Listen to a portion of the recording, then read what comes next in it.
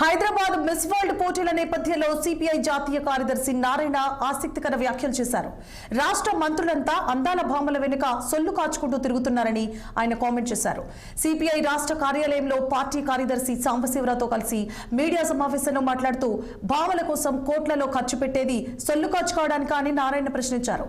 ఇష్టం ఉన్నా లేకున్నా దేశ ప్రధాని మోదీని అని ఆయన ప్రధానిలా ప్రవర్తించడం లేదని విమర్శించారు. దేశానికి ప్రధానికి మోదీయా లేక ట్రంపా అని ప్రజలు చర్చించుకుంటున్నారని ఎద్దేవా చేశారు సిపిఐ నారాయణ.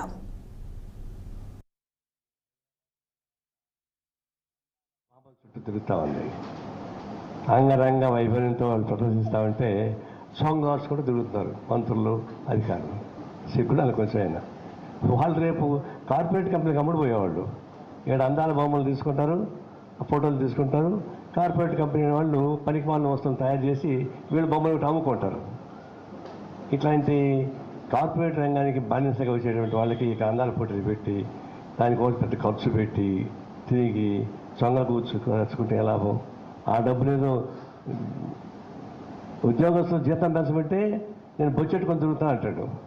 అందాల బొమ్మల కోసం సొంగలు కాచుకుంటే ఖర్చు పెడతాడు. ఇదేం జరుగుతాయి? ఇది ఇప్పుడు హైదరాబాద్ తెలంగాణ అంతా అందాల బొమ్మల చుట్టూ తిరుగుతూ ఉంది.